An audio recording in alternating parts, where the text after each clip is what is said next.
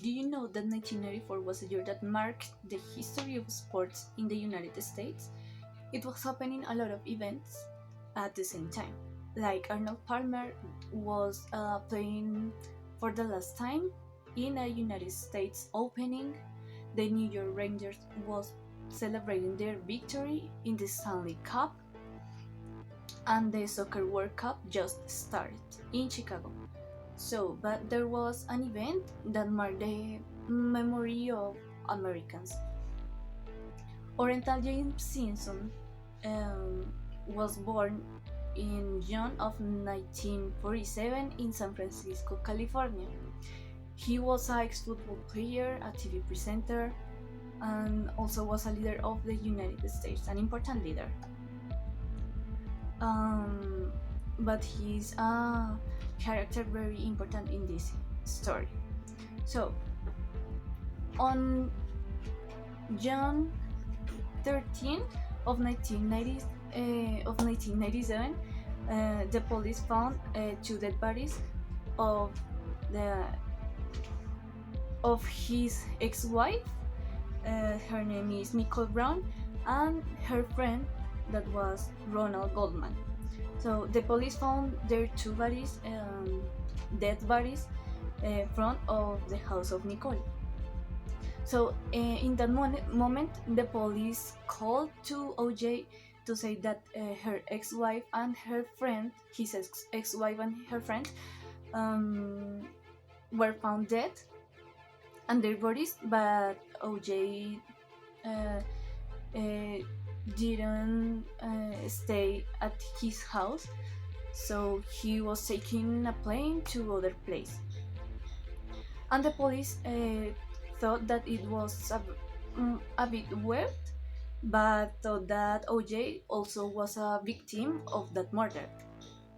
So for that reason, they were looking for OJ. In the scene, the police found a glove covered of blood and a wool cap that belonged to O.J. Simpson's son. So that was like two things that connect O.J. with the murder.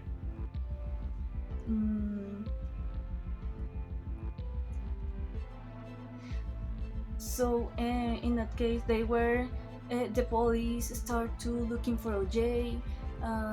They emitted like a wanted bulletin at 5 p.m. But it is enough. They believe that OJ was a victim of the murder, so they called to OJ's lawyers and to ask what happened with if he was okay or not.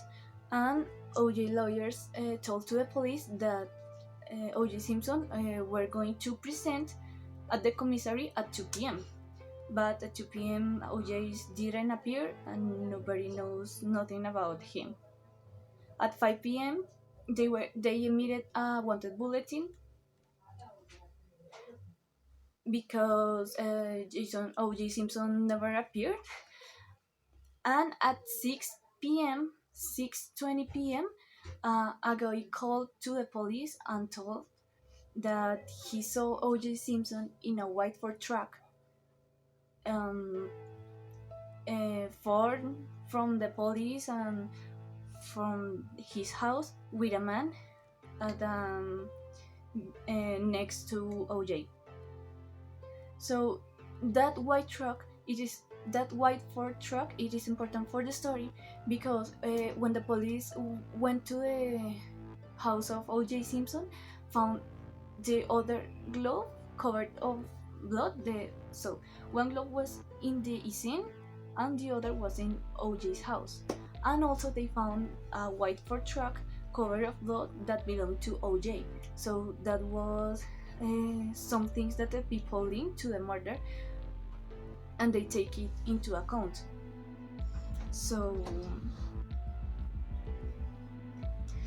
they were searching for OJ, and OJ in that moment was very worried about the situation when they noticed that everybody know where was he. So the person who was next to he was Al Collins, a friend from OJ, and he called to the police to say that OJ was pointing a gun in his head and that he was going to commit suicide.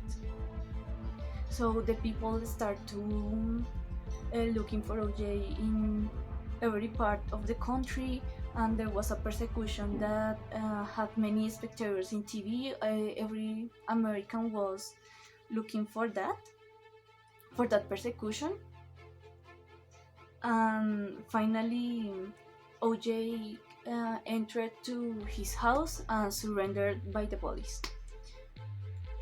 So, um, OJ hired four lawyers to stay at the trial because he entered at an important trial.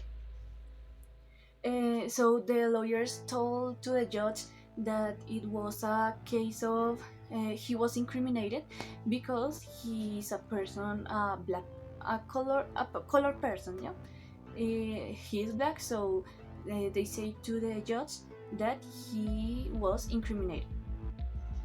Um, Despite of it was like many proofs that prove, like we can say, uh, that O.J. Simpson was linked and he could be the murderer of Nicole and her friend. Um, he became free of the judge, um, and yeah, it was like a very large trial, but at the end, O.J. Simpson was free. And years later, we can find that more or less at 2006 or 2007, we can look that O.J. Simpson admitted that he, Joe Simpson admitted that he commit the crime and he murdered her wife, but it's too late to reopen a new trial. So that's the case of O.J. Simpson. There were many things that people didn't take into account, and he became free, and that's the reality of the ex football player.